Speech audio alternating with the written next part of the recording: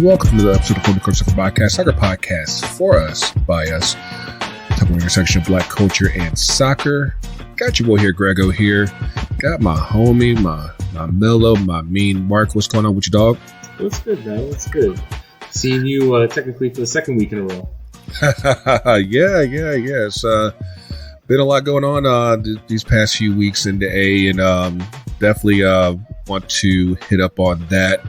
We got a special episode for you guys today, and got something that honestly, just by our dumb luck and just by the stuff that we do through our homies and peers online, you know, we have sometimes the stuff that we do happens to catch the attention of some people, and it just so happened that, like, back in February, I'm sure at least some of y'all probably noticed we participated in a Black History League draft coordinated by our homies out in LA. Shout out to Comments SC. They're one of the newest supporter groups to the LA Galaxy scene. Black Run supporters group. Shout out to Matthew for getting that started, and I'm looking forward to seeing. Actually, probably have you on the show pretty soon, and get a chance to chop it up with you about that. But yeah, anyway, he set up this fantasy draft, and got homies all over the Cultureverse to discuss what to do this draft. You're drafting current players, former players, coaches, all that and everything. And it caught the attention of one of our draft picks. Of course, our team being AC Cultura. And it caught the attention of the Carolina Core FC and their chief sporting officer, that being Mr. Eddie Pope. And with the stuff that we do, of course, we do concept kits and everything. Of course, I couldn't just leave AC Cultura just all dripless and everything. So of course, I designed a kit for AC Cultura.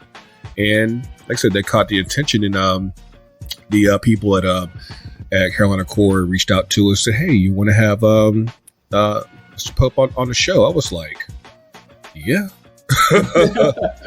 Of course, they're not even knowing that, like, Eddie Pope is like one of my all-time favorite players. Mark, like, he's fucking up there, and of course, me being a DC United fan, going back to when the league first started, I was like, I followed the whole team back in the day, and of course, him being a lanky, tall North Carolina kid like myself, I was like, yeah, like if I get the opportunity to have him on the show, then absolutely. And it just might not be just him. I'm working on some stuff with the rest of the staff. Hopefully we can do that before the end of the next pro season. But yeah, needless to say, on today's show we have Eddie Pope on the show. We have a special interview with him that I'll be setting up in just a bit. And yeah, Mark, I have to tell you, like I said, dreams come true, man. Because he's chill as I don't know what. Like I did have like one. Like right before I was about to jump on and start the interview, my internet just like wanted to just like spaz out for like a quick second, and just like nothing was connecting. I was like, no, of all times to suddenly just start spazzing on me. And like, thankfully it went by pretty quickly. And but yeah, man, like I was ready to just start crying. Just like, no, this could not be happening. Because of course you want to make sure that you leave a good impression. And yeah, like thankfully that went by very quickly. So yeah, we do have Mr. Eddie Pope, chief sporting officer with Carolina Core FC, on the show with an interview later on today. But in the meantime, of course, we've been off for a couple weeks now. Of course, shout out to everybody who we linked up with last weekend in Atlanta for the SheBelieves Cup. Of course, shout out to Sky and Silves, Ebony, and the rest of the Shea Butter team. I see you too, GA. For coming through and coming down. I mean, shout out to Dr. Odom for hooking us up in the AUC. Like, dog. Like, honestly, I have to be honest with you, Mark. Like, the way things were going, I was very pessimistic as far as like just how things are going to work out, and it actually turned out working out pretty well. It's funny. I feel like that's kind of a life lesson, right? It's like you plan for things to go a certain way. There's a way you want them to go in your head, but a lot of times it doesn't play out like that exactly. But things have a way of working out, and I echo that sentiment to a degree. I'm really happy with seeing the people I was able to see. I hadn't seen Sky or Sills. I'm pretty sure I hadn't seen them. Yeah. This is the first time you're meeting them. Yeah. Yeah. Well, no, I hadn't seen them since NWA. Oh, yeah, that's right. DC. That's right. Yeah, you did see them in DC. It's been over a year, so great to see them. I actually walked by Andre from. You rock with tall ass Andre. Yeah, exactly. He was, because what stood out to me? He was wearing that fresh ass, unserious pink hoodie. He wore that to the game, and I actually walked. We were outside the stadium. I was actually walking to meet y'all, and I walked by him, and I was like, "Oh, I reckon I bet that looks like him." But it's downtown. He blended in with all the other tall buildings. So, yeah, man. You know what? I'm a bit disappointed, Andre, because one thing I try to make sure of, especially with everybody coming into Atlanta for SheBelieves, was I try to make sure, I try to do my best to be a half decent host. And one thing that we did before everybody kind of dispersed and went back to their own abodes and everything was just break bread a bit. We had we had brunch Sunday. Of course, I don't know why we went to Midtown, because I mean. Well, everyone was trying to make the traveling a lot easier, so I get it. But I was just like, you're asking for a lot when you're trying to get brunch done in Midtown. You just ask for on a Sunday, and of course we rolled deep anyway, so it's like 9 or 10 of us. And then of course an extra homie, shout out to Doug for pulling up on us, and I was like they were just making us wait on purpose. I mean, just playing in our faces, like, hey. Like, people who came in after us were getting tables. People who didn't, who were there just as long as we were, they were getting tables. I'm like, how about you just put this table together, and say, hey, y'all work this out. But I guess that was too much right. But all in all, the chop up session, the live show with Shea Butter on Friday, the tailgate on Saturday. Of course, we ended up getting moved, I think, twice that morning. And then, of course, the game itself. I'm actually kind of upset that I didn't realize that that Marta and Cristiane were called up for Brazil. I would have stayed longer for the second game, because by the time that first game ended, my back was like, I'm done, because of course I was up early. I was trying to make it through the day. I was like, okay, we won. I'm out. And then of course, we still had the Brazil Canada game, and I didn't realize that the legends, the goats, were up in there. I would have absolutely stayed longer, but like I said, all in all, it was a great weekend, and hopefully you had a great time as well, Mark. I did. It was so funny. So that was the U.S. Women's National Team game in Atlanta was the highest attended domestic friendly. In the program's history. Listed attendance of 54,000. Of course, the whole thing about listed versus how many actual people are there. But it did seem like a significant number. And the second highest was actually the last U.S. Women's National Team game that I went to, which was in Philadelphia in 2019. It was after the World Cup. I think that was a one of those celebration tour. Victor tour. Yeah. So, but no, it was great to see them again. So first time I've seen them in 5 years, and we saw hopefully a little taste of the next era. You know what? I mean, of course, we still are still waiting on Emma Hayes to make her way back stateside from Chelsea. But just being able to see the women up in action. Of course, I mean the dynamics around the team are changing very, very rapidly, and then of course we got the first game back of Katarina Macario. It's been like nearly 2 years since her last cap with dealing with her knee injury, and who else came back? Who else? Oh, was it Mal? Yeah.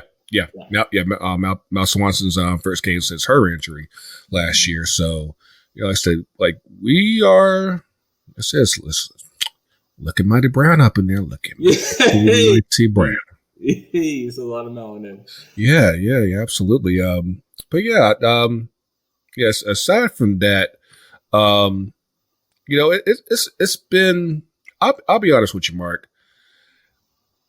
Given how things have gone this year, at least I feel like in the news with MLS, I feel like I just haven't been nearly as invested as I normally am. Like I actually, of course, we're recording this on Sunday. The home team played against Philly. I actually didn't even go. Like I took care of some personal biz that I had to take care of. Did some a little bit of quick grocery shopping as well. And I wasn't even tripping about it. I was like, I'll get to it, and I'll know about you. Like I don't know if it's just the situation with the U.S. Open Cup. I don't know if it's a situation with just so many things I feel like that could be better and just aren't. And I don't know if it's just finally catching up to us. But I don't know. It feels weird, and I feel like I want to be invested. Especially I want to be invested still in the home team, but like. I feel like MLS as a whole, it's like I still have my season ticket. I probably pulled up maybe 3 times this year, but yeah, like otherwise, like it's like if I miss something, I'm not even tripping about it anymore. What about you? Yeah, I echo those sentiments, and so I guess I'll work like in chronological order, like backwards, right? Okay. So most recently, like the Open Cup stuff, the stuff with the referees. I'm not gonna support. An organization using replacement employees, but obviously that's been resolved.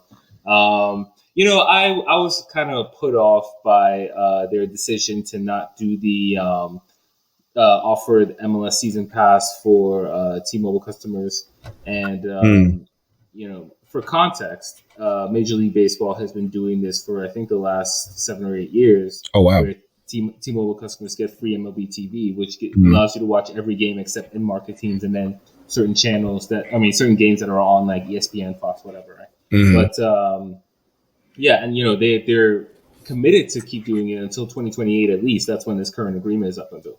And so it's like Major League Baseball, a much bigger sport, right? Mm-hmm. A much richer sport, at least compared to MLS. Yeah. Still giving out their free stuff because they know like that'll keep customers coming back. And MLS does it for 1 year, and then they decided they're too good for it. So I don't have MLS season pass. How much do you pull it up? I mean, it's a weird thing because we talked about it last year when the Apple deal was first getting started, and for a lot of people out there, like you weren't just getting. If you weren't watching MLS on, cable or for your local outlets, it was like, did you really watch it all? And I feel like, unlike the other carriers like ESPN Plus, Paramount Plus, Peacock, typically you're getting not just the league that you want to watch, but you're also getting complimentary content as well, from movies, other sports, anything like that. And like with Apple and with MLS season pass, like you're paying $15, but it's just for MLS. And I feel like when like you really have to be invested in simply wanting to watch just MLS in order to want to invest in it. And like, it's not even a case of like where they possibly like offer like just like a team only package where like if I only follow Atlanta United, I can get a package for just Atlanta United games. Like we're not even getting that. Right. And I feel like that's something that I feel like you should offer because again, like you want to make sure that you still keep bringing as many people as possible to, to keep your eyes on the product. Otherwise, like they did actually have 2 games on Fox this weekend, but like if it's not teams that you follow, like is it even a guarantee that people are going to watch it? Like it's not like it's not like the NFL where it doesn't, like in most cases people are still going to watch even if it's not your team. Like I don't think MLS is in that space where people will just watch just because, and because it's two great teams. Like we still have a bit more digging to go before we're in that space to where people are just watching either way. But it's like I say, it's just an interesting space. Of course, maybe when they're talking about expanding the roster rules, adding some cash in this summer, where it is they're splitting up the under 22 rule and the DPs. So like you can basically have either three designated players, 3 under 22 project players, or you can do 2 DPs and 4 under 22s. So, and I think like an extra like 200,000 in gam and blam. I don't know, but Korbin bucks. Yeah, but hopefully that does something. But I just feel like in a lot of ways, like it still comes back down to the product on the field and just getting people to want to invest. Cause like, it doesn't matter like how, like who you sign or how big their name is. Like at some point those players are going to leave, and it's still going to be about like, what else do you have? I mean, like, I think we're still trying to ride the wave of Messi, but he's like, 37, 38 now. Like, he's not going to be there forever. So you got to,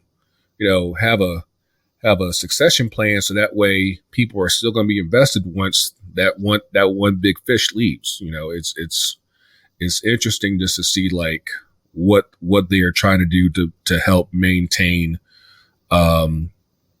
other, fans who aren't fans of Inter Miami, who aren't fans of Messi, to be like, hey, I still want to, get involved in that. It's fascinating you bring up Messi. Like I just saw the goal. It was that goal yesterday. That goal yesterday was pretty nice. I ain't gonna lie. Yeah, yeah. And so they did a whole thing for that game. Sporting Kansas City did, right? So they didn't have their usual home stadium. They have in Arrowhead at where the Chiefs play. And when I saw the highlight for that goal, I was like, "Oh damn, where are the Sporting KC fans?" You know what? I mean, they were there. They were there, but it's like it's always weird when like you have these teams who obviously have like their own stadiums and everything, but you're clearly bumping it up to a bigger stadium that's in the area, and it's like, where are these fans when you're back at your regular stadium? Because clearly they want to see soccer at some level, but they're not coming to see you when if it's SKC versus RSL. Are you still coming through as deep, or is it just only when Messi's here? Like, you got to like make up your mind here. Because I mean, I think in that case they're not getting that crowd unless Messi's there, right? And that's I feel like that's a very, very, very big disconnect when it comes to wanting to invest in MLS. On the regular, because like you gotta have more than just the gimmicks to get people interested. Otherwise, you end up in a space where you where like 90% of your content is behind a paywall, and even that, it granted, I said the Messi effect was huge for season pass, but again, he ain't gonna be there forever. And then what you gonna do? So. And that paywall thing, man. So I'm just going to read a quote or a tweet. United Soccer League match on broadcast television, CBS. Yes, I saw that. 0.23 and 362,000. Nice. And I guess whatever MLS on Fox game was that weekend was opposite the Final Four.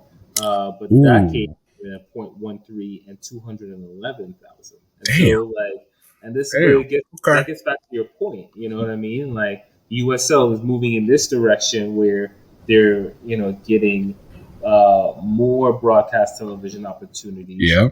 And another league that's doing that is NWSL. Yeah. Like they're putting stuff on their own NWSL Plus Yep. channel, which is free. I have Bay FC versus Seattle on right now. Indeed. Pretty solid. They have a score bug, and we know what's going on, so that's good. But yeah, also like Ion, right? Ion is easy to find. It's free. Is it? Is it? Well, I mean, it was easy for me to find. I don't know, because I have a Roku, so I guess. Yes, exactly. But the most important thing, I didn't have to sign up for something. Right. I didn't have to pay for it. It's like it's free over the years. So, like, and then they have Paramount and so CBS and ABC. So it's like, it's like they're filling the space that MLS has essentially abandoned. Yeah. Well, I'm not going to say that they abandoned. I think that, for what MLS wanted, and for the ratings that they were getting at the time, I don't think there was a network that was willing to give them the price that they wanted. And I think that, again, like, I feel like for USL as well as for NWSL, I would say more than likely the production costs aren't nearly as high. And so it's more cost effective, at least for the networks, to be like, hey, I'll go ahead and invest in this as compared to what we know this product brings or doesn't bring in. And, maybe we have a sleeper hit and we can turn USL into sub. We can continue to make NWSL into an even bigger league than what it is right now. I mean, they're already talking about adding Boston next year. I will say, just to kind of circle back to the SheBelieves stuff, like I said, we got 50,000 last week in Atlanta. Sure did. Ms. Berman, what we got to do here? Because Atlanta's ready.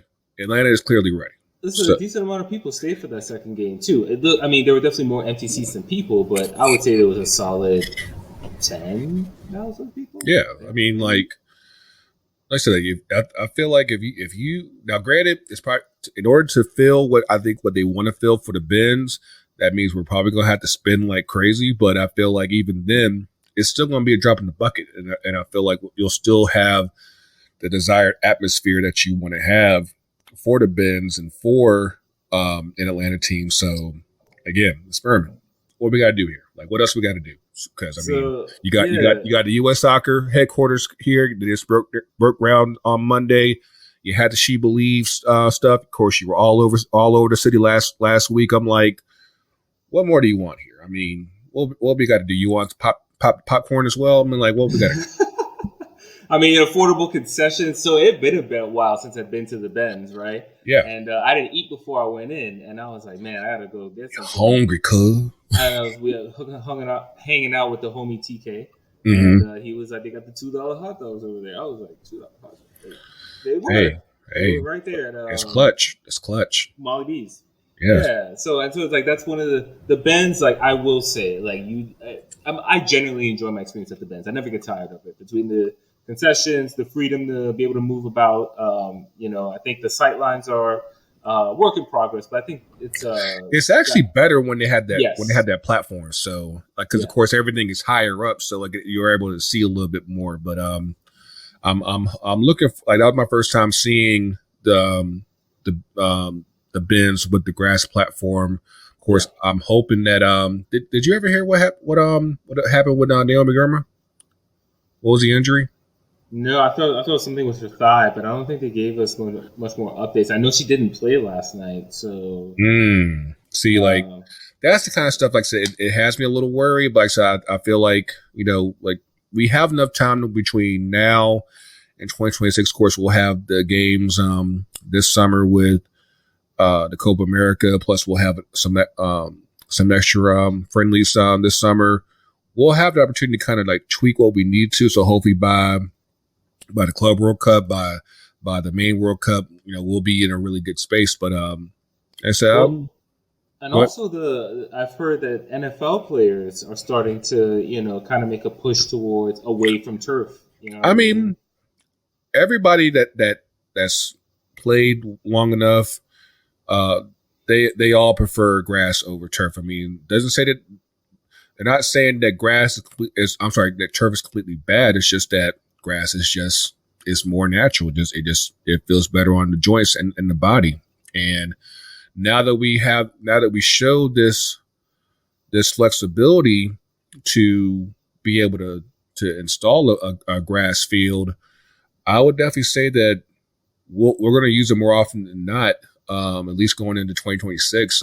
It'll be interesting to see like how, if they did try to do it for football, like when would they try to use it? Because I feel like you probably couldn't do it weekly like with the Falcons, but perhaps it may be something like for the New Year's Bowl games for colleges and everything, maybe something like that. But yeah, it's interesting times, and definitely hopefully you guys are checking us out on your favorite podcast apps and also on YouTube.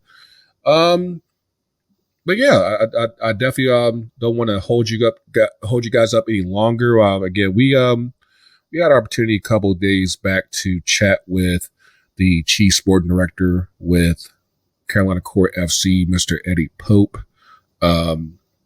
Again, shout out to their team for connecting with us. Yeah, we had a good 30-minute chat on last Wednesday. We hit up the core, talked about the U.S. Open Cup, hit up a little bit about his career, and just also, of course, with his role, what does he try to look for as far as looking for that next latest and greatest, basically. But hopefully you guys enjoy it. We'll be back on the other side with 2 Up and 2 Down, and yeah, we're going to listen to myself and Mr. Pope right now. We are back here. I have a very special guest with us on the podcast with us, and I have to admit here, this is actually a pretty surreal moment, because all this considered, like the way that we got the attention of the team and then this man is like so random. For those of y'all that saw us do our Black History League draft a few weeks ago, one of our picks, the proud team of AC Cultura, was the center back here that's with us today. Former member of DC United, U.S. national team. I mean, honestly, a person that's near and dear to my heart as a proud North Carolinian myself. And yeah, we have the sporting director of Carolina Core FC. We have Eddie Pope on the pod with us. What is going on, Mr. Pope? How you doing? I'm well. Thank you for having me on. Hey, it's an absolute honor. Actually, hang on. I need to set the tone real quick. Give me one quick second. Okay.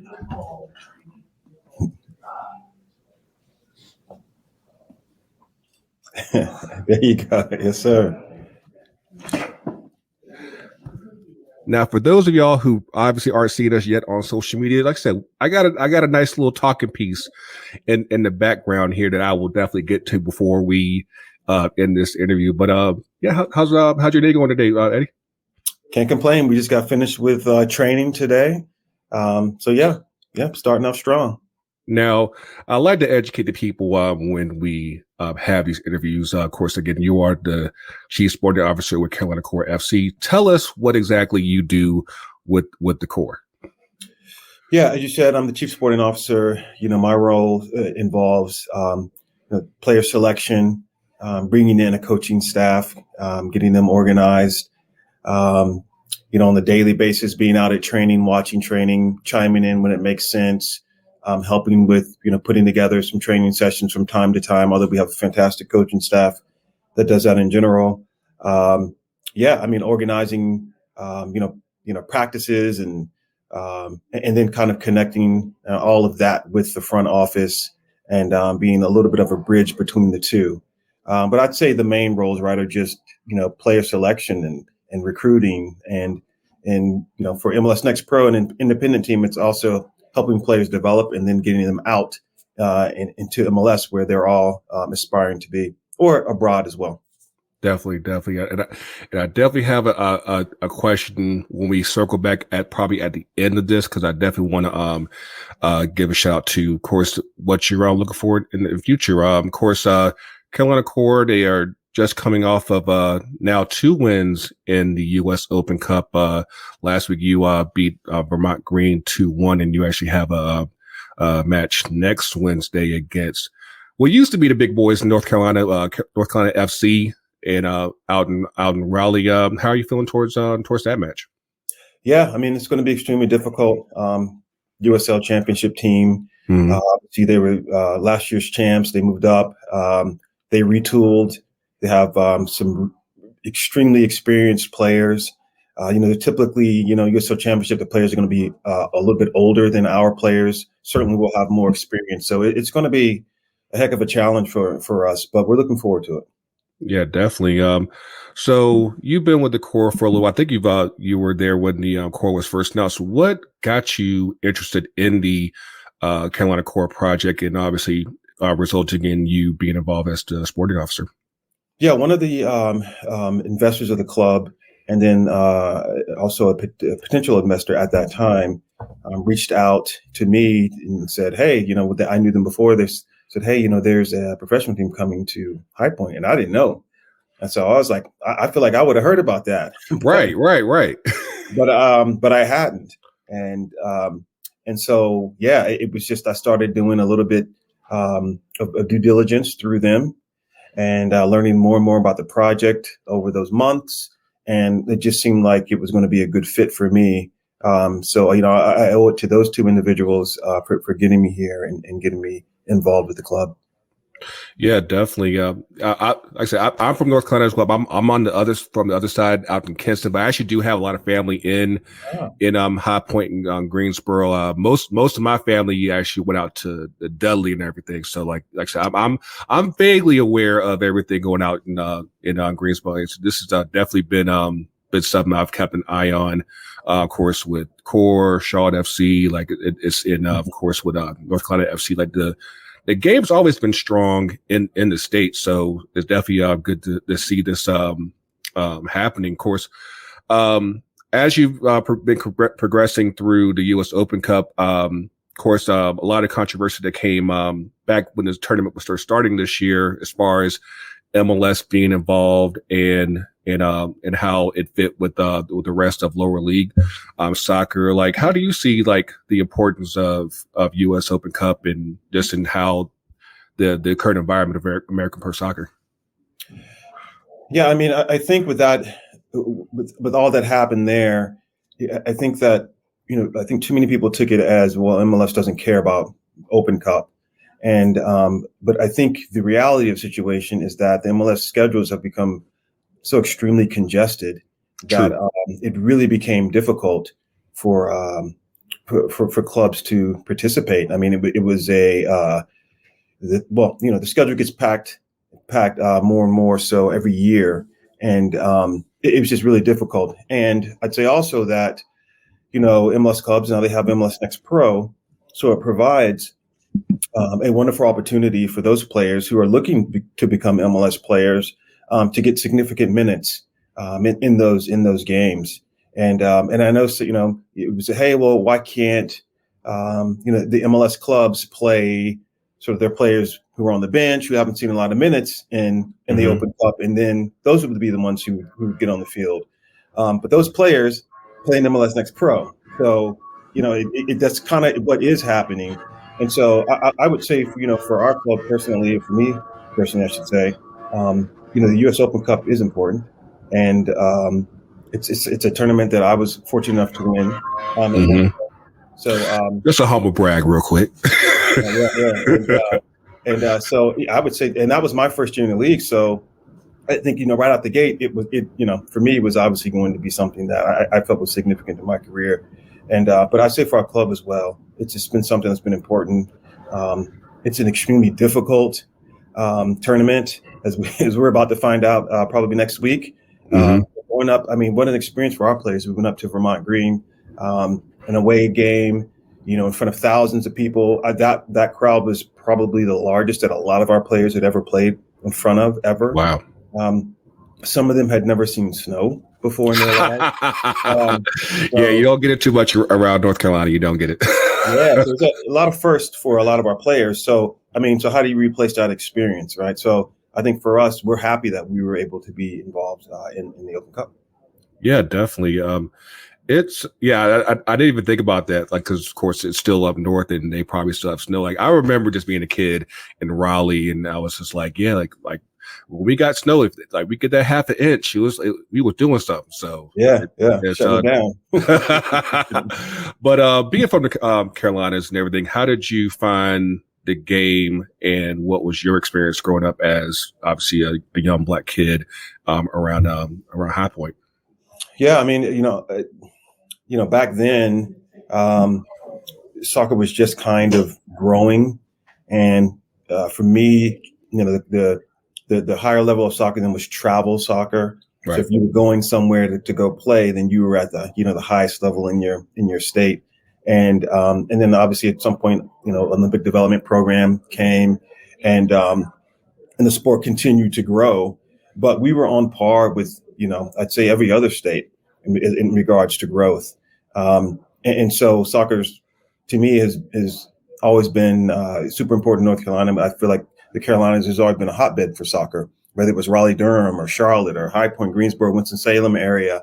And then you started to see some of the areas on the coast, Wilmington, Jacksonville, come along. And now you have, the teams in Asheville, right? So it's really grown quite a bit, and we've kept pace with anywhere else in the country, and a lot of times ahead of the game, even, especially from a collegiate standpoint. For me, when I was younger, like a lot of black kids, was the only black player on my team, right, most of the time. Every now and then you might have one more, and you would always look across the field and they have their one black player on the team. And so, hopefully, that's obviously gotten a little bit better. I don't think it's where it needs to be, but we've also now seen more Latinos be involved in the game at the higher levels as well. So it's come a long way. Yeah, definitely. To pivot a little bit, let's talk about the U.S. national team. Of course, we are in a very big cycle right now, leading up to 2026 and the World Cup coming here to the U.S. As well as Canada and Mexico. I guess the question I have is, like, what are you looking for from the national team from a performance perspective, both from the Copa coming this summer, as well as from a developmental perspective from the Olympics coming later on this summer?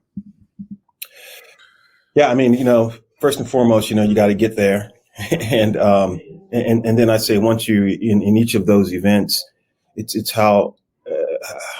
Are the players developing as individuals, and then are we improving the way that we play as a team? Everybody wants to see us play in a way where possession is important. We're not just lumping the ball up the field unless the game requires that.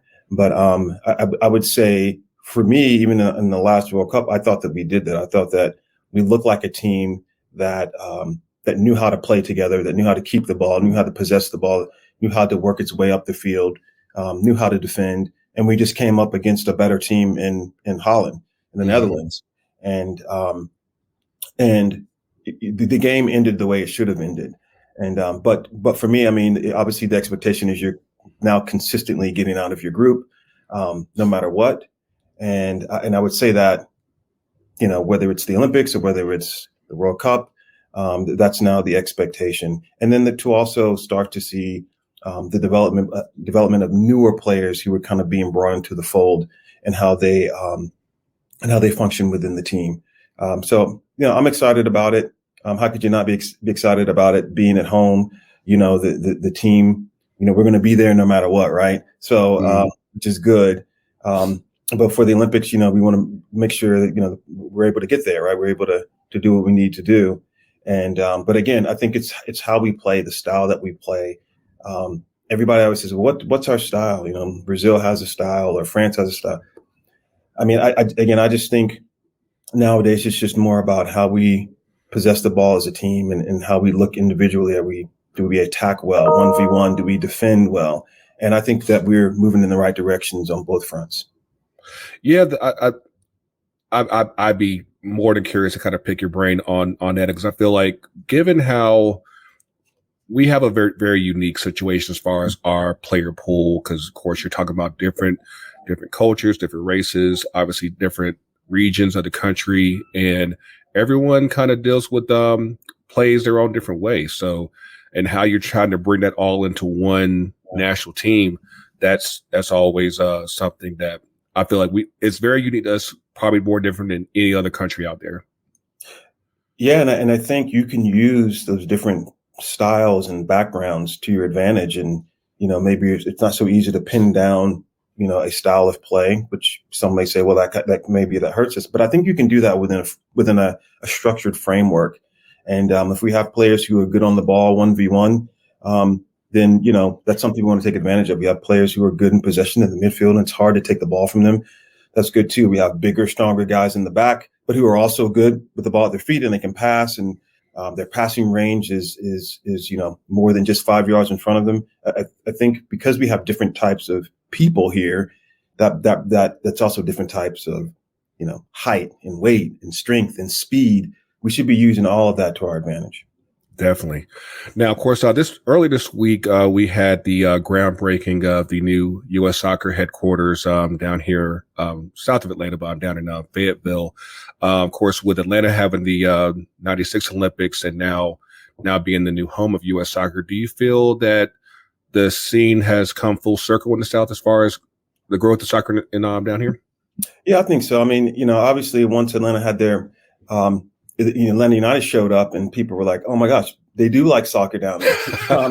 We all knew, and especially if you grew up playing soccer in North Carolina, then you knew that was a hotbed for soccer, and you're kind of like, why are we not opening this up in the South, and why are we not opening this up in Charlotte? Because Charlotte's bigger than Atlanta.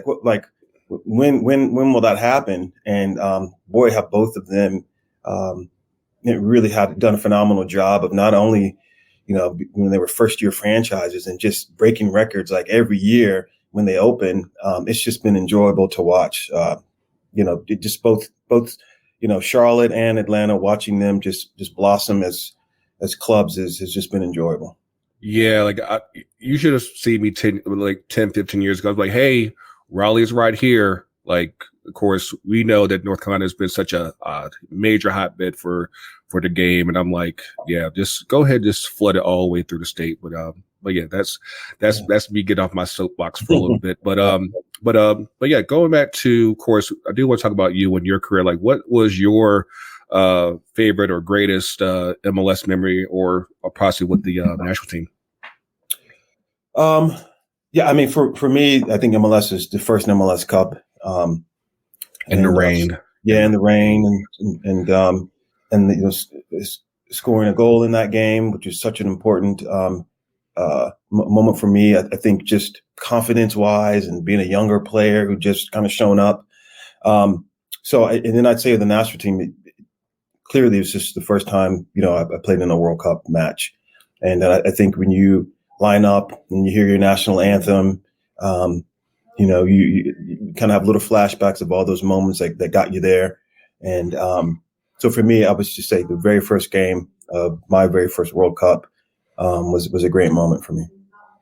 Yeah, I remember everything from that first year. I remember very vividly, 'cause back then I was still living in Richmond. So DC United was pretty much like my team growing up. And I just remember watching that first MLS Cup and up in Foxborough with that. I mean, the rain was just awful. Crazy, yeah. I can only imagine how it was for y'all, but I was like, yeah, that can't be fun.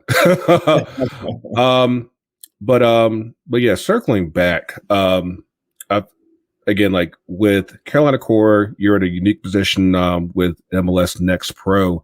What do you feel like? What are some of the most important aspects or traits that a player can carry into today's game? In MLS Next Pro, and one of the things that are super important is player development. Everybody wants to win, and that is extremely important. But you have to balance that with player development, because the goal is for players to come into these teams and move on to the first team, and if they're good enough, then they maybe move on and play in Europe or somewhere else. So player development is really one of the most important things. And I think if, you're asking like, what's a good trait to bring? I think one of them will be patience, because a lot of times they come in and it's almost always harder than they think it is. Especially with MLS Next Pro, I think people are like, well, how good is the league really? But now that we started to fold in these independent teams, I think you're going to see over the next 3 to 5 years, as the league gets flooded with more independent teams, the level is going to continue to increase. But I would also say for the existing MLS Next Pro teams, MLS Next academies are 100% preparing players for the professional level. I mean, I've been very impressed at how good some of these young players are. And a lot of that is because they came out of MLS Next academies where the coaching is good. You're seeing former professional players who are becoming the head coaches, former collegiate players who are the head coaches, and they're mimicking a model that the parent club has, and then they have access to some of them $30-40 million training facilities, and then they also have the visualization now of an MLS Next Pro team and then an MLS club. Sometimes you can't do it if you can't see it. And a lot of these players are around that environment, and they're breathing the game, and it's making a significant difference. And I think over the next 5 to 10 years, I mean, the game's already grown so much. We can see, we were talking about Charlotte and Atlanta, but it's also doing the same thing for players. And so I think it really is just patience. As players come in, it's harder than they think it is when they first get here, and they have to give themselves time to develop and really be able to take their game to the next level. Gotcha. And kind of to piggyback on that, obviously you're telling them like what to look for. Like when you watch games nowadays, like who do you like to watch? Like what players stand out to you? I mean, I enjoy watching EPL. I think that's, a lot of people's favorite league because, there's you look at the top 5 to 7 teams, and the soccer is fun to look at, right? It's very fluid. The players are so good. There's such a high level. Teams almost have national team players starting in every single position. So the level is extremely high. The stands are packed. It's just a great product, on-field product. And then of course, watching La Liga is fantastic. And then more than anything else, Champions League, when they all come and clash, as we saw like yesterday, right? Yeah. It's crazy game yesterday. Some great games yesterday. But it's amazing. Like that level is so extremely high, and it'll be fun that we'll have a lot of those players on here in the U.S. here soon, and not to mention Copa America as well. So. Yeah, definitely. This summer should be very busy. I'm hoping to get back home. Definitely during June, because of course you have Copa's down here, but of course the one tournament that's actually near and dear to my heart is the TST. I'm hoping like everything I heard last year, I was like, that's something that I definitely want to check out. Mm-hmm. But before we wrap up here, I did want to ask just a couple more questions. And one that's obviously near and dear to us. What does culture in the game mean to you? When you say culture, what are you referring to mostly? Black culture. Yeah. Yeah, I think for in regards to Black culture, one of the things that that when I was growing up, it wasn't cool to play soccer. Soccer was a sport that wasn't for Black kids. You should be playing basketball and baseball and football, which I was playing, but it wasn't like the cool sport, and that's changed some. Some of it has just been technology and kids. You turn on the TV now and you see a lot of Black players playing, and if you start to learn that, well, what sport do they play in Africa, right? Well, they play soccer. So I think there's been some of that's gone on, but I think we still have to continue to do a better job at the grassroots level of trying to continue to, which will be difficult, kind of peel back the layers of pay to play. We need to get the sport in certain communities. For our MLS Next Academy and all the other ones really as well, at least MLS Next Academies, it's free of charge. Now the key is the years before that and getting, kids of color there. And, but I think that's been kind of cool. I think it's changed quite a bit as to a sport that just, quote unquote, wasn't for us is now for everybody. And I'd like to see that continue. Yeah, definitely. Of course, I'm sure that anyone that's familiar with soccer in North Carolina, again, this is a man that I think the resume kind of speaks for itself.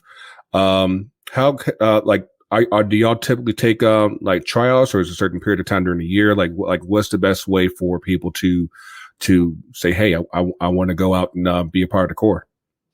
Yeah, we had tryouts before the season started. My guess is, we may do it again.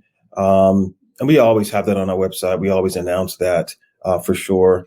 I'd say we probably had a total of easily 300 people that tried out, 250 to 300, something like that came and tried out. And so I would foresee us doing something like that again before the next season. And I'd say that's probably the best way that people can find out about it. But again, it's on social media. It's it's everywhere, so it will not be hard to find. Gotcha. Yes, and you can find Carolina Core FC on Twitter, aka X, at Carolina Core _FC. And yes, this jersey back here. When I got into my whole bit of jersey collecting and customizing that we often do here at FTC, the first jersey I purchased, an MLS jersey that I purchased was a DC United jersey. It was 2011. And when I went to go get it personalized, I was like, who do I want to get? Because, I knew, obviously, the original dynasty from the 90s, yourself, John Harkes, Raul Diaz-Arce, Marco Echeverri. I was like, who should I get? And I was like, it absolutely had to be Eddie Pope, because I remember being that tall, skinny kid, that you were the person that easily connected with me when I saw players out in the pitch. And like I said, from seeing your career through DC United, through Real Salt Lake, and also obviously through the national team, I was like, you've always been my guy. And of course, you being from North Carolina as I am, I was like, that absolutely had to be us. Like I've held on to this one for the better part of 15 years now. And I'm like, yeah, when Aiden reached out to me, I was like, oh, we're talking about this jersey. Cause this was absolutely special to me. But, I'm absolutely honored to have you, on the pod. And again, you can reach, Carolina Core _FC. Again, Mr. Pope, absolute honor to have you on. Did you have any things you wanted to shout out, plug, anything like that? No, I just heard that you guys might have a jersey I might be interested in. That's what I heard. We are working on these AC Cultura jerseys, and yes, like I designed that myself. So yeah, like I'm working with Icarus right now to get those produced. Hopefully we Nice. can announce something towards the end of this month. But yeah, like I said, that's part of my self-care, honestly. When I'm bored and I have to, and I just have them like trying to, keep my mind occupied, I will design all day long. Like I got scarves, jerseys, anything. But yes, it's absolutely honored to have you on, and hopefully we can connect in soon.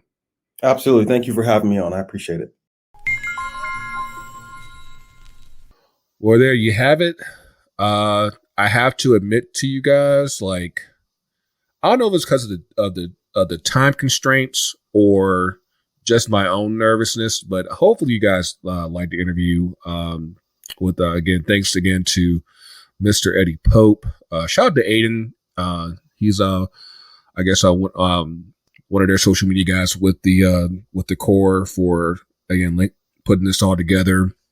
We have been trying to get this done for probably the last 2-3 weeks, and of course they were in the middle of their U.S. Open Cup run. Of course, they have a game this Wednesday against the North Carolina FC,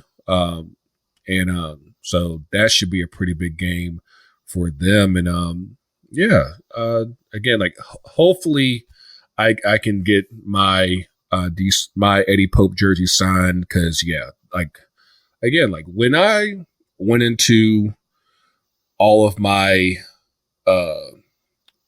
let's just say my jersey customizing rabbit hole, it kind of all starts with that jersey. It really does. Like I got that jersey in 2011, and I was still living in Maryland at the time, and the season was about to start. And like that was one of the first when I moved into my apartment in Silver Spring, that was one of the first purchases that I made. And when I wanted to get it personalized, I was like, he was the first person that came up. Like I was like, I didn't want to get anybody current because of course I feel like you never know like how current players are going to turn out, and like if you end up getting like a Man United jersey and you get a Phil Jones jersey, then it's gonna be like. Luckily for me, I had ulterior reasons as far as why I got a Phil Jones 4 jersey, but because that's my family's name on my mom's side, but yeah, like if unless that person's been there at least like at least a good 5 years, it doesn't make sense to get someone that just got there. Like it just doesn't work. Yeah. But yes, for all of you out there, of course, if you got somebody that you got, or maybe you want to do something for yourself, make sure you hit up your boys at ftcutd.com/shop.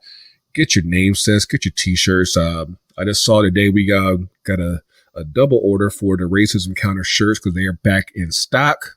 So make sure you hit up those. And again, like we've been doing pretty well with the new jerseys for this year. And definitely, if you still have yet to get your jersey personalized yet, and you need that special touch from your fam, from your boys, hit us up, ftcutd.com/shop, and we make it silky smooth, as they say. But yeah, we're not gonna hold you guys too much longer. We're gonna go ahead and hop up in this 2 up and 2 down. Mr. Mark, what you got, man? Yeah, my 2 up, 2 down is going to be women's sports focused. So the up, first one we kind of covered earlier, but just the U.S. women's national team.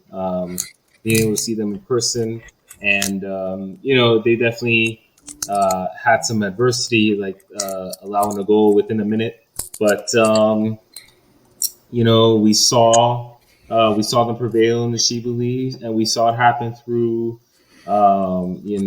Trinity, Sophia Smith, Mal Pugh, Jaden Shaw, them playing together, and they had their individual moments where they shined. Jaden Shaw had that beautiful, beautiful goal in Atlanta, just like a perfect little strike. Like it was just like you couldn't have thrown it any better than that. It was just gorgeous. And so, yeah, it was great to see that, partly in person and just, in general, hopefully this group is in a good spot that MAAs can take this and, kind of run with it in the Olympics. Now, my down, that's U.S. Women's National Team related, is how they've gone about the Korbin Albert situation. She played in both matches of that, right? She was called. So, like, calling her up, I kind of understood. Because it's like, okay, let's get her around the group. Let's, have these conversations that need to be had.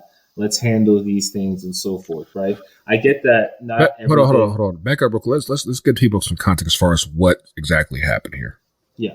Oh, right, yeah.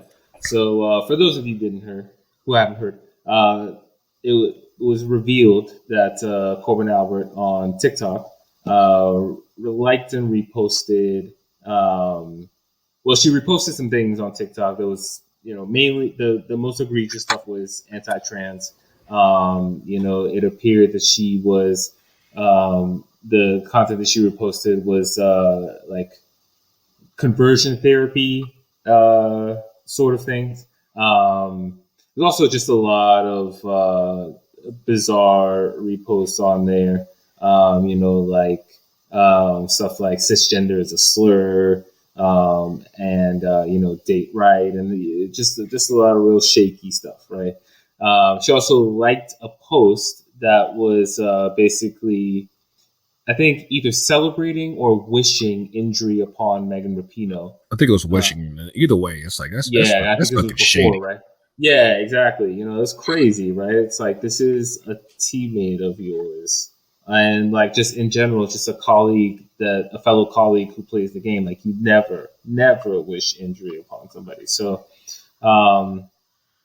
like, just stuff that. And then there was a response from Megan Rapinoe, and she didn't even, she wasn't concerned about the personal jab. She was concerned about the anti-trans messages that Korbin Albert was reposting. And so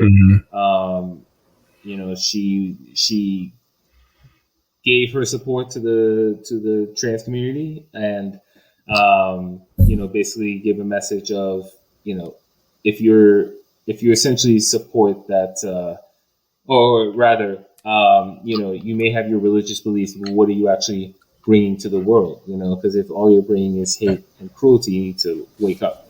And Yep. so, she was strong and resolute, as she always is. And then also other players, upon this getting out there, other players like, I know Alex Morgan and Lindsey Horan addressed it in the first press conference they did for SheBelieves. And I forget, I know that other players came out and basically gave their support to the trans community. I mean, this is something that the U.S. Women's National Team has literally worn Protect Trans Kids wristbands during games, so like, obviously, as a program, and this group in particular, that is something that they stand for. So, all that to say, it's like, okay, how would they go about handling this, right? And so, on the one hand, I can understand wanting to bring her around the group and have those conversations and all that. But then you play her, right, in both games. And in the first game, you sandwiched her sub in between Kat Macario and Crystal Dunn, right? And that was Kat Macario's return to the national team. Like, you basically kind of ruined her moment a bit, and this is a point that Andre and Courtney made on Diaspora United. So, that was pretty fun. How they went about that is pretty fun. It's just not really clear, like, that there were necessarily consequences in this situation. Like I said, I think they could have handled that better. There's actually a quote from Andre and this is from something he wrote, but basically he says, I'm not sure U.S. Soccer has thought of or cares about the message sent by Albert being available for both Masters and coming on. Is there a standard or not? If so, who does it apply to? Who is it meant to protect? Who's left out? Why is that okay with the Federation? So, so just they're going to need to do better. I think we could think that much can be said. Yes. My second up is the women's college basketball. They had a phenomenal tournament, lots of intrigue.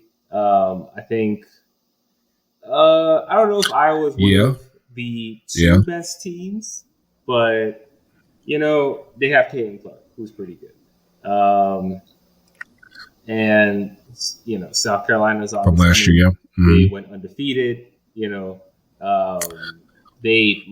had an entirely new starting five from last year, and they just ran the table. And, Atlanta's own Raven. Caitlin Clark started off on a heater, but Raven Johnson had her moments, right? After getting waved off like it. Oh, I didn't know that. Oh, yeah. Okay. But yeah, 18. But most of all, the highest rated basketball game, men, women, college, pro, anywhere in like the last 5 years.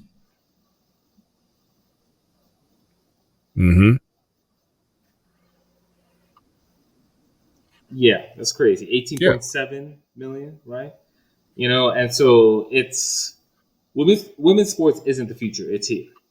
You know, and finally, I think this is what we've seen is the result of proper investment. Actual belief by these media outlets. Between the marketing and the presentation. I think this you can have I this was going to say that this doesn't have to. I just want this energy to translate over to the WNBA. We've seen their ratings also continue to go up since the pandemic, and to me, the dynamic with Caitlin Clark, and let's not forget Angel Reese in that dynamic as well. It gives a lot of Bird versus Magic energy. Yeah. And for those of y'all who aren't the history buffs that we might be, remember that rivalry started in college in the Final Four in 1979. And that crossed over into the NBA. And of course, they happened to go into probably the two most perfect markets for those two players, and really were responsible for turning the NBA into the media juggernaut that we know it today. That all started with those two guys. So we could quite possibly be having that moment with women's basketball, to where the WNBA, if they take advantage of this, can turn this into where they are a formidable presence in TV and streaming and everything. And if they don't take advantage of this,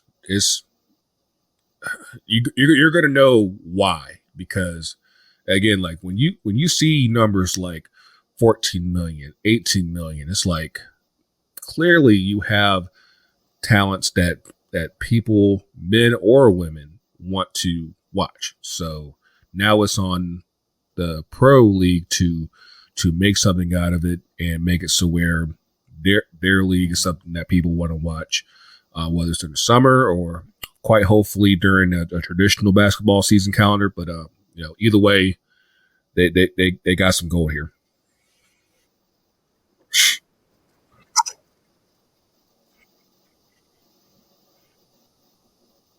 Yeah, and I mean, I think just like women's college basketball, they have a good platform as it is. Like you mentioned, the ratings have been increasing since the pandemic, and so I think it's at a good spot to continue taking off. With the right marketing, with the right approach with television, with the right approach with products, right? Like, how often do we see in women's sports, you're trying to get some women's sports gear and they're sold out? Like that.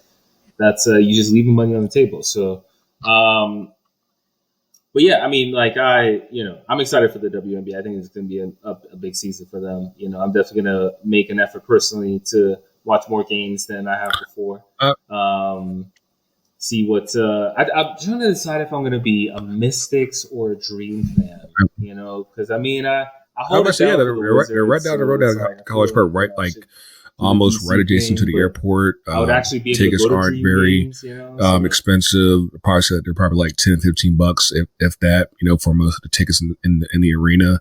And I'm not going to say that we're close personal friends with Renee Montgomery, but we got this thing on Twitter, so we cool. So like I said, we definitely might have to pull up on a couple games this year. Oh, I'm just saying. Okay. I'm just saying. Okay. We'll see how long. We'll see how deep the plug goes. I'm gonna have to hit you up for the court sides.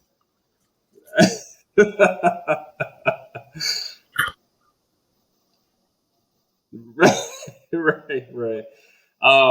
So, and my downside is, so I want to be very clear about something. I enjoy watching Caitlin Clark. I think she's a great talent. I think that she will eventually do well in the WNBA.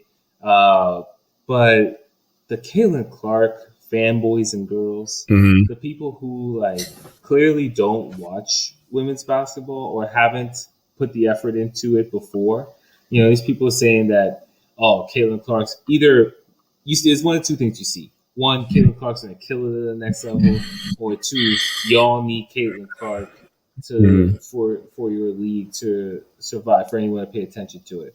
And it's just demonstrably false, right? Like, the W fans are there, you know what I mean? Like, and I think this erasure of the previous stars, well, not even previous, but the current stars, and even like stars in their prime, stars a little bit older, like Diana Taurasi, but I think it's crazy to disrespect these athletes and the people who've been covering this game as these ratings have been going up, right? As more and more people are paying attention.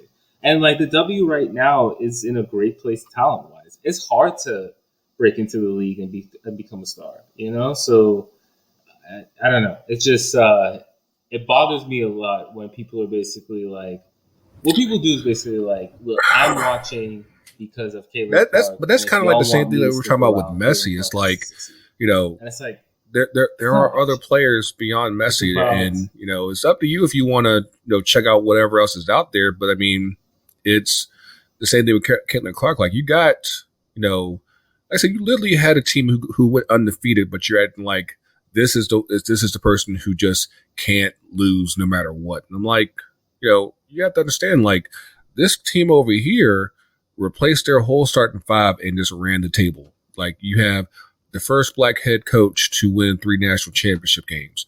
And, it's not like the game is going to stop with Caitlin Clark now that she's going on to the pros course. The WNBA draft is Monday night. And she should be going to the Indiana Fever. And mind you, like Indiana Fever already got like a former Naismith winner in Aaliyah Boston. So it's like that should be a very watchable team pretty soon. So, and of course you still have the Aces that should be back pretty strong. You still have the Liberty that should be back pretty strong.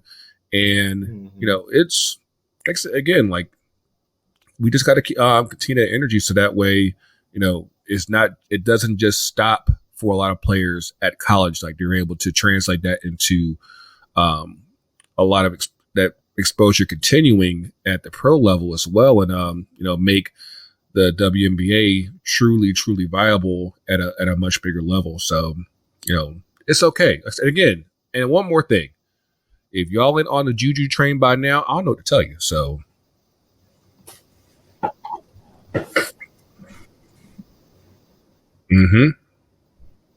bro. The moment all I'm gonna tell you is this: the next 5 championships the team's gonna be USC. It's just gonna be a matter of whether it's South Carolina or Southern Cal. So make up your mind.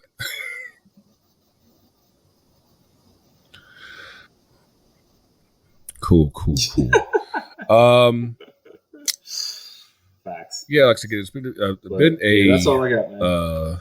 An interesting few weeks since we last came on. I'm probably going to talk about this a bit more probably on our next episode, but long story short is we are out of the 2 Cents business, 2 Cents FC business. I'll go into more detail about it probably in the next episode, but I'm going to just make that announcement pretty clear cut right now. And I think that is something that we probably needed to do for quite a while. Like I feel like especially considering the lack of episodes and recording that we've done, I'm pretty sure y'all have noticed in probably the last 7 or 8 months. It's definitely been as a result of that relationship kind of just breaking down and just not wanting to, do work for people who clearly don't want you in their business. So like I said, we'll discuss that in more detail probably in the next episode. Like, I feel like that's probably both an up and a down. So, take it for what you want. But let me go ahead and give y'all another up real quick. I've actually, I'll give you a personal one. Probably for the last month or so, I've gotten back into therapy. And like it's something that I'm not gonna say that I've been avoiding. It's just more so like finding the time, finding the money to get this done. I got a solid benefactor that said, hey, if this is what you do, I will take care of it myself. So, shout out to who for that. And again, like, we're peeling back some layers. I think so it's not the first time I've done therapy before, but I think the things that I'm discussing is something I probably haven't done since probably my mom passed. Of course, we're coming up on the anniversary of her passing. Be not tomorrow Monday, but the following Monday, the 22nd. And the funny thing is that the things that I've told my therapist, it's like it gets a little hot and heavy because like we end up kind of like running over on times. I'm like, hey, it's a lot, and hopefully getting some answers already have definitely helped me as far as my outlook on things, and I'm looking forward to just the continuing peeling of the onion and seeing where we go. Last but not least, I really only have one major down because I think it's a down for the culture in Atlanta as a whole. This past Saturday, we got word that Rico Wade, one of the co-founders of the Organized Noise Studios, co-founder of Outkast, Goody Mob, pretty much that whole clique, like that all really came from Rico Wade. And so like the sound that you largely know from Atlanta came from the mind of Rico Wade as well as Sleepy Brown and I don't know why his name is Pat is I don't know why his name's slipping me right now, but yeah, he passed away on Saturday at the age of 52. I've said it before and I'll say it again. Getting old is hard work, and we all have to, take responsibility for, making sure that we actually do make it to having a long life and, enjoying the people around us. So, prayers and thoughts to his whole family, his whole network. And I know it definitely sounded like it was very sudden and nobody saw it coming. And again, like it's just tough because again, you talk about a man who truly was like the essence of whatever people call an influencer. That's him. And just given everything that he's done for Atlanta culture, Black culture as a whole, hip hop, I mean, monuments should be built for the work that's been done from Organized Noise, and lost a real son of Atlanta. But yeah, again, next week, like I said, we're going to get more regular with these episodes now that we're shedding some weight and everything. So definitely, it shouldn't be definitely won't be 4 weeks again. I can definitely tell you that. If you haven't done so already, make sure that you check out the Chop It Up session that we were happy to do with Shea Butter back last week in Atlanta at the AUC. We had Curtis Jenkins, former president of Footy Mob. Our sister Vera Ziegler, she was also on. We managed to get Coach Tony on the round table as well. And again, we were able to really just chop it up and just talk about, U.S. soccer coming to Atlanta and what this means. Also got a chance to discuss that even with Eddie Pope as well. Because again, when people say the South got something to say. Like you're going to find out what the South got to say in the next few years, because soccer in the South's about to really blow up something serious. And but yeah, again, look out for us. I'm still kind of trying to figure out how to do this, how to do our social media thing now, because like before the hack, it was so easy, FTC, UTD. But now that we got to deal with this damn hack, it's not quite the same anymore. So of course you can find us on the socials at FTC UTD Pod on Instagram, TikTok, and Threads. You can still find us on Twitter at FTC, and the conversation still continues there. Shout out to Crunk Chocolate, one of the guys on the Shades of Blue podcast. He managed to wrangle me into finally doing a wrestling podcast. So if you happen to be into all the WrestleMania stuff, all the AEW stuff, check out YFW Podcast. We're on all platforms, and so we have just, I think we're about 2 episodes in. Like we did a WrestleMania preview, then a WrestleMania review. So check that out and everything. But yeah, in the meantime, in between time, it's your boy Grego here. Thanks to me, Mark. Thanks to Eddie Pope for coming on and blessing us. And until then, the coach is real. Coaches everywhere.